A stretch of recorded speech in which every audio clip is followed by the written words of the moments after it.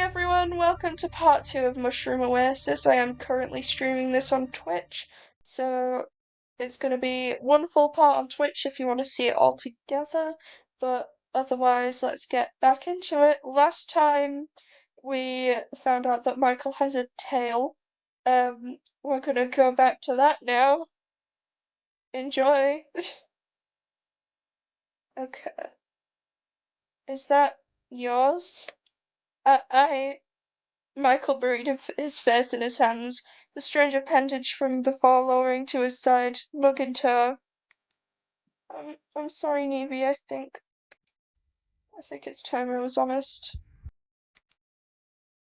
He lifted his head from his, wait.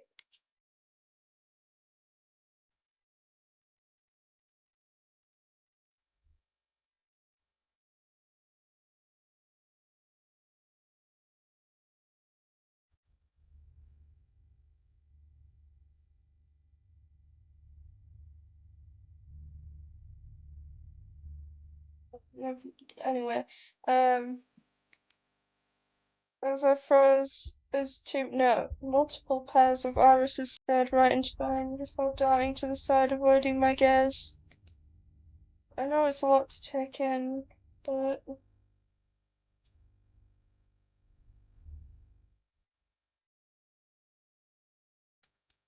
this is who I really am. Please, please don't be scared.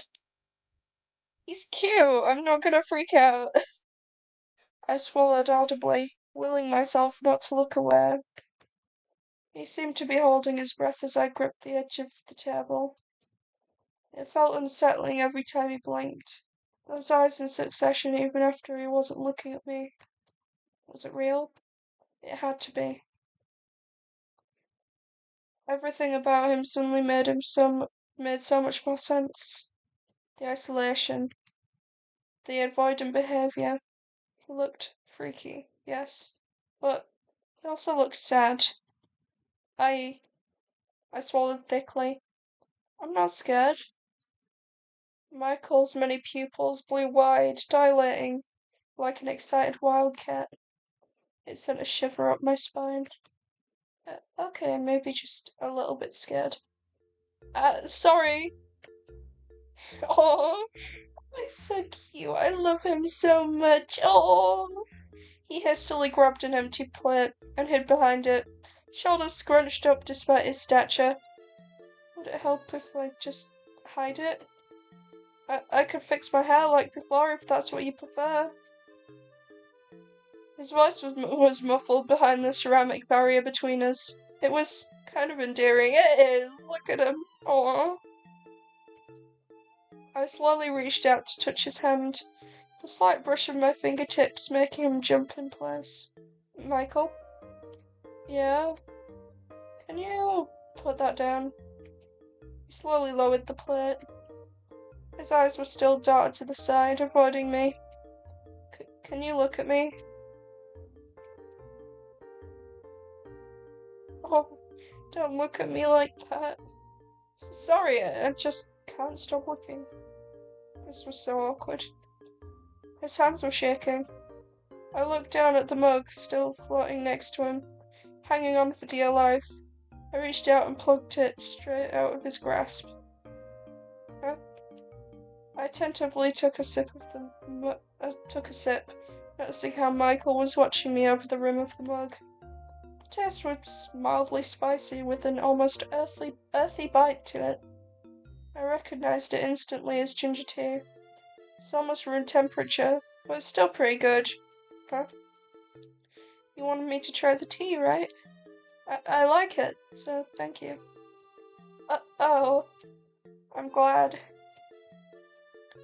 Mychael relaxed back into his seat, following my lead as I picked up my fork once more. The silence didn't last long as Mychael fidgeted.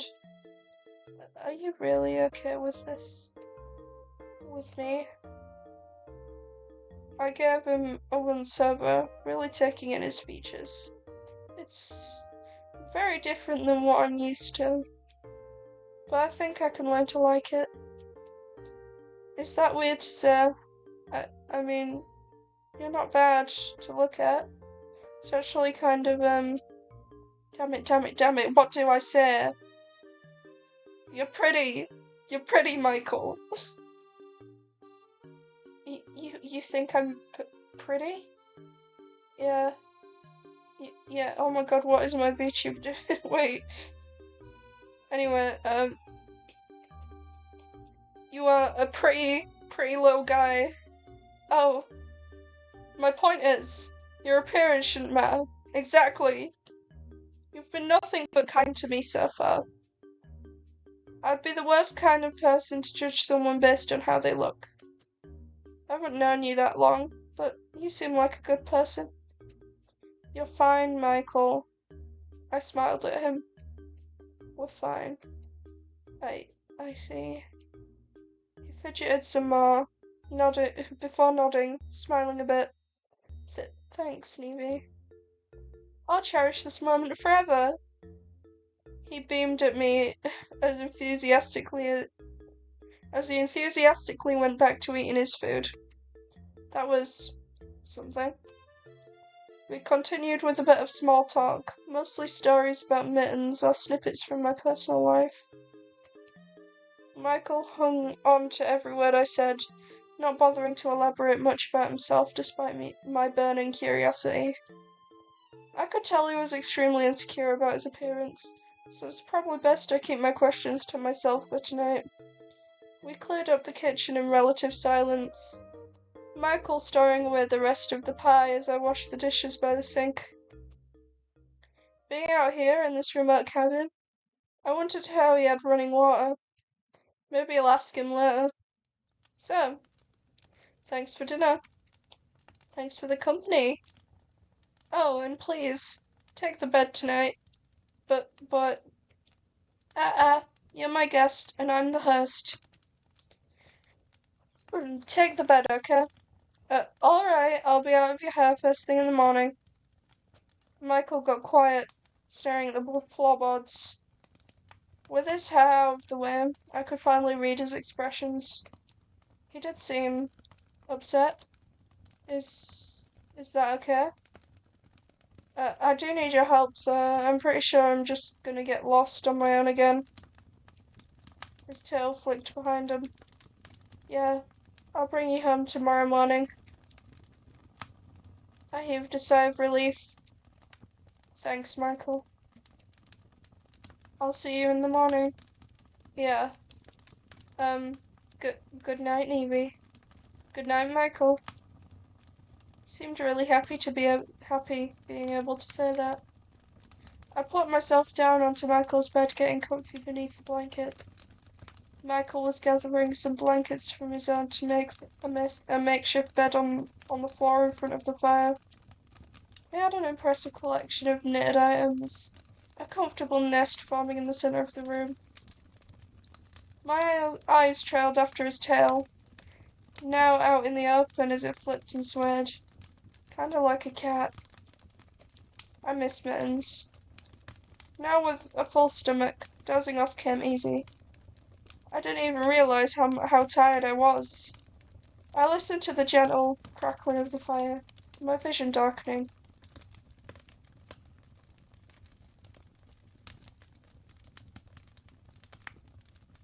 Good night, Nevie.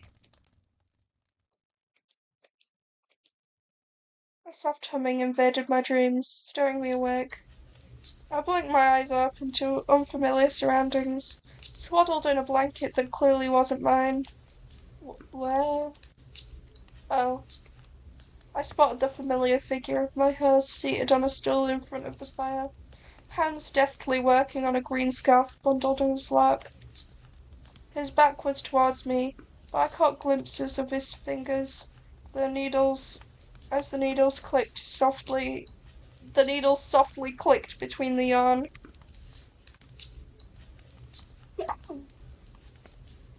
He looked incredibly adept using them. The rhythmic movements almost hypnotic as the fibers were woven together into an intricate pattern. I slowly stirred into a sitting position, rubbing my eyes. The movement quickly caught his attention.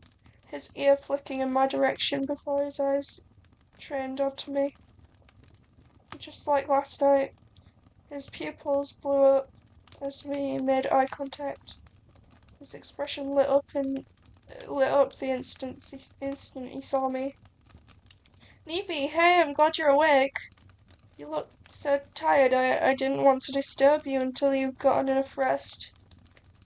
Good morning, Mychael. Good morning, Nevie. Did you sleep well? Ugh.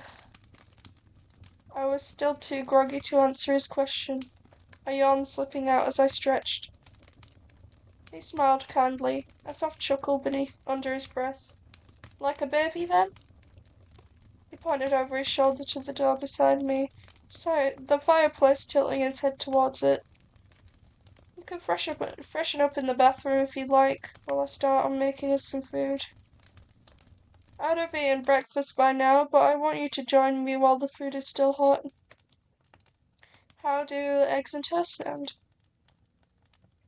Sounds delicious. Great. I'll see you in the kitchen then. He tucked away his knitting materials and set it aside.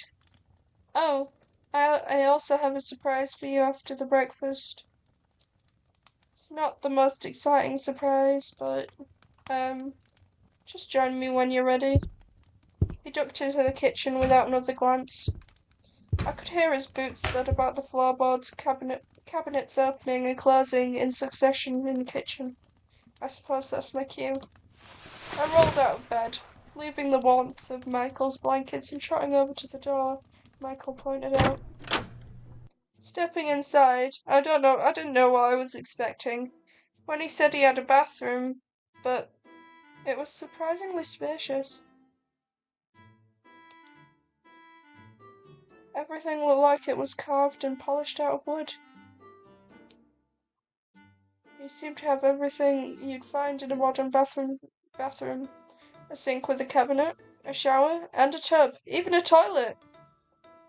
Curious, I crept over to the toilet in particular, inspecting it. There wasn't a tank like you'd expect, where the water would be stored.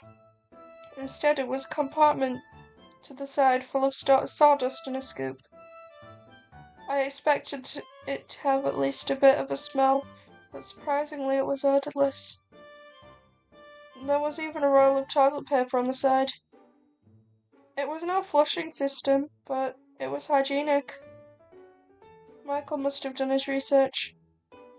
Walking over to the sink, I stared at the faucet before hesitantly twisting it. I jumped when I heard the rush of water pouring in, swirling in the basin before disappearing to who knows where. Wow.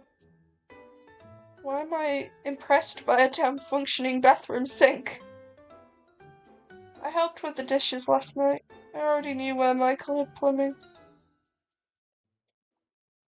Shaking my head, I finished freshening up and headed to the kitchen. Mychael looked up as I entered, a steaming kettle in his hand with 2 empty mugs on the counter. It might have been the lighting, but he was taller than I remembered. Glancing to the table, I could see he already finished plating up our food. Oh wow! You work fast. Mychael looked proud of himself. Can't have my guests down on empty stomach. Go on, have a seat. I'll join you in a moment. I returned his smile and sat down, stomach grumbling as I looked at our plates. Once again, Mychael was generous with the serving sizes. Fat slices of bread were toasted perfectly with crisp buttered sides, bright red tomato slices and a crisp salad peeking underneath the fluffy eggs. It looked amazingly tantalizing, the smell of savoury herbs wafting into my nose. My mouth watered. Mychael set down a steaming mug beside me before settling into his own seat.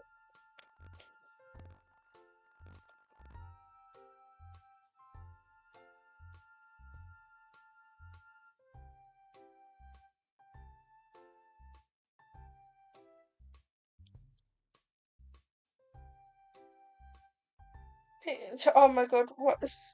Hang on. Peeking above the rim, I could see small flowers floating about, tinting the water yellow.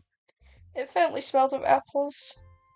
I recognised the yellow dried pellets on tea packaging I've seen before. Oh, chamomile? He nodded. I hope you like it. I'm sure I will. His smile widened, his tail swaying at the tip by his feet. He seemed more relaxed, showing his natural features this morning. Any trace of panic and hesitation from last night were gone, replaced by a look of contentment. Mychael bit into his toast and I followed suit. The food was delicious as I expected. The chunk of toast I bit into was heavenly, the butter sweet on my tongue.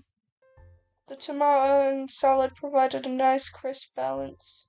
And the eggs. Something about simple home-cooked food is just the best. Mychael was happy to eat in silence, occasionally looking up at me as I enjoyed my food.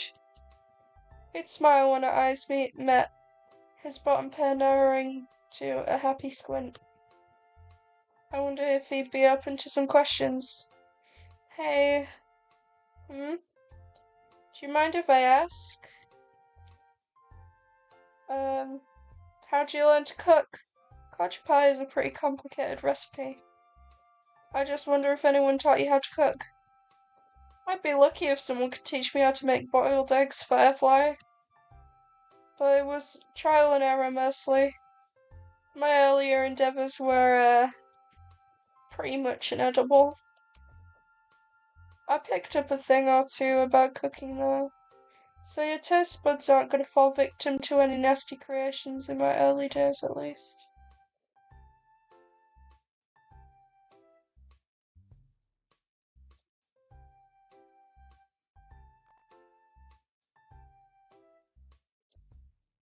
Speaking of, did you enjoy dinner last night?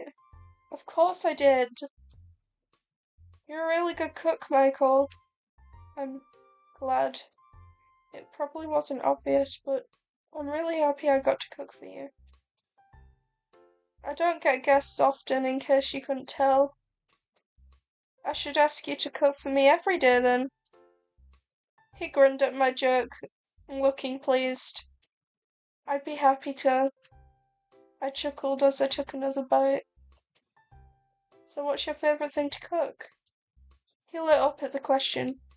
Fried mushrooms. Fried mushrooms?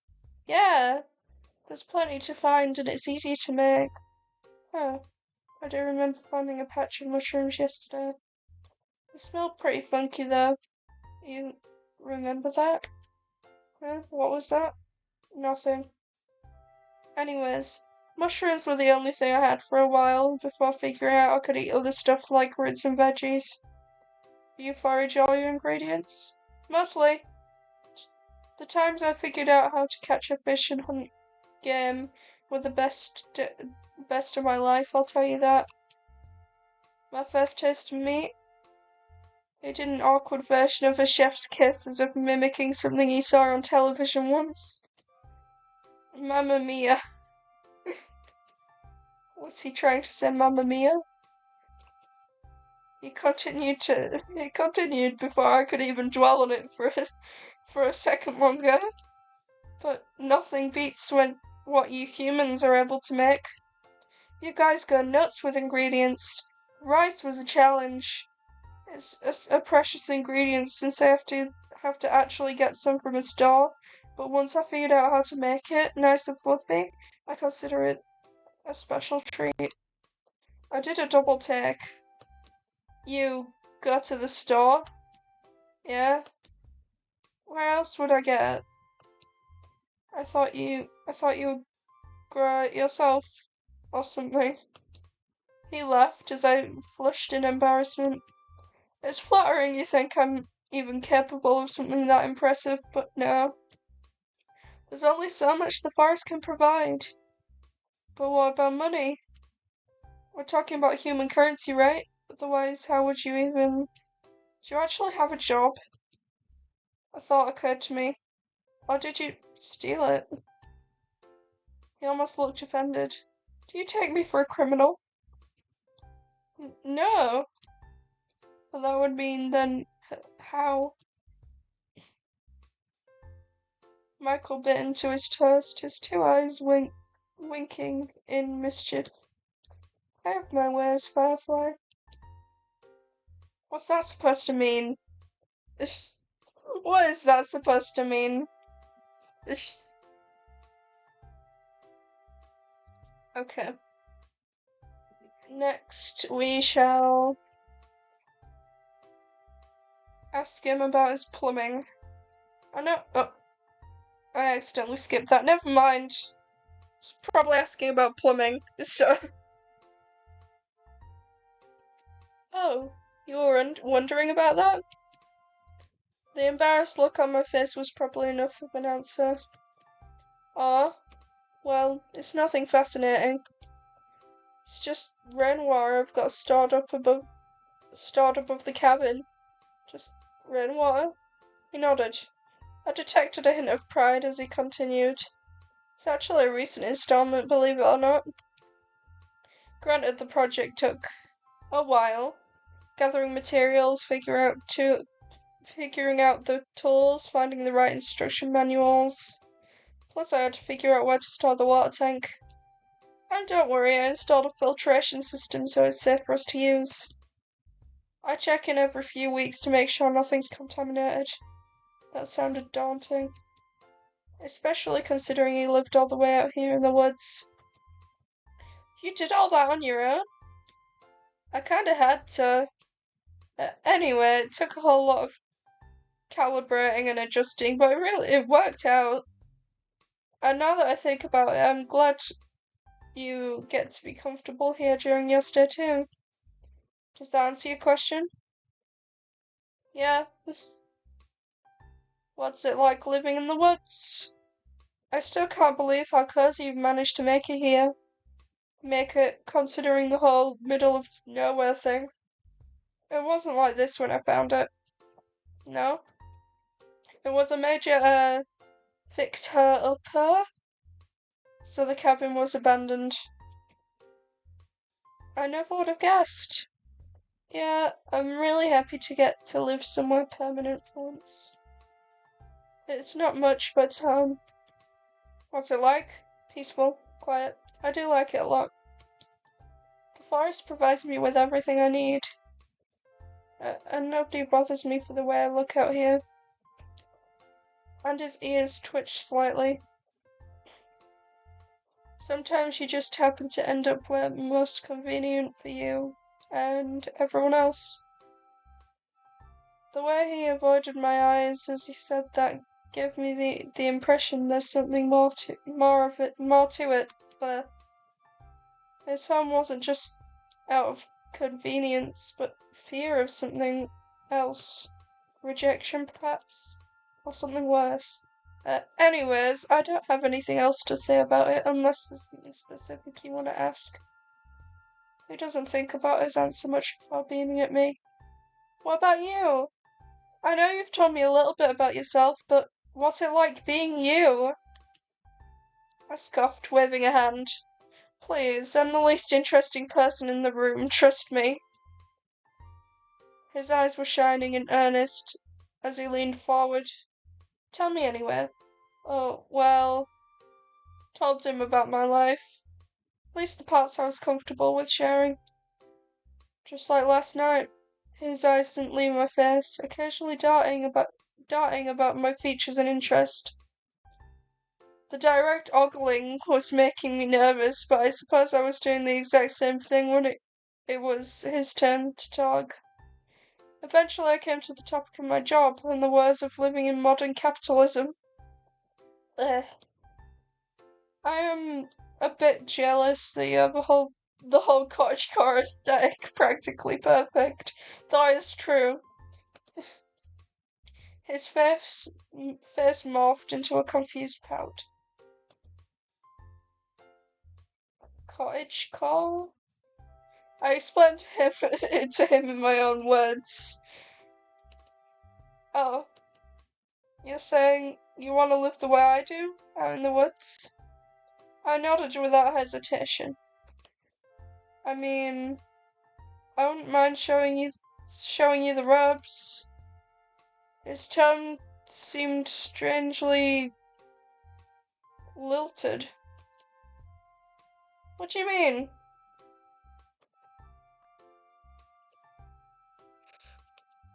Never mind. Anyways, I don't get what the appeal of it is, but it's not easy either, you know. The forest provides, but it's up to me to make use of it. Starting out was a dark look crossed over his face as if reliving a bitter memory. Rough. But I'm built for survival. I feel like asking him to elaborate would make things awkward. I decided to veer the conversation to a different topic. Doesn't it get lonely? Sometimes. But I'm used to it. He smiled, his eyes lighting up. Besides, I have you at the moment, don't I?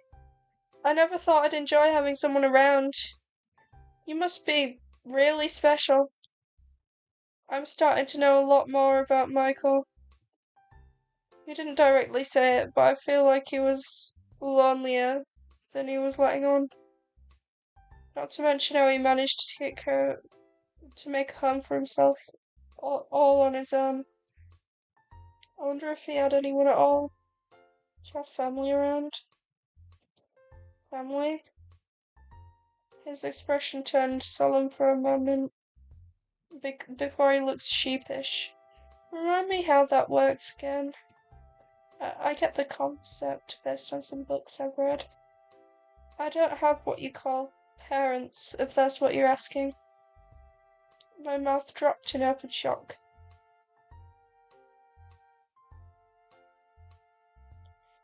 Okay, so that is going to be the end for part 2. I am going to end the current stream now, but when you do watch this on YouTube, I will be streaming that day, I think. So, see you in the next part. I'll see you on Twitch, hopefully. Bye, everyone!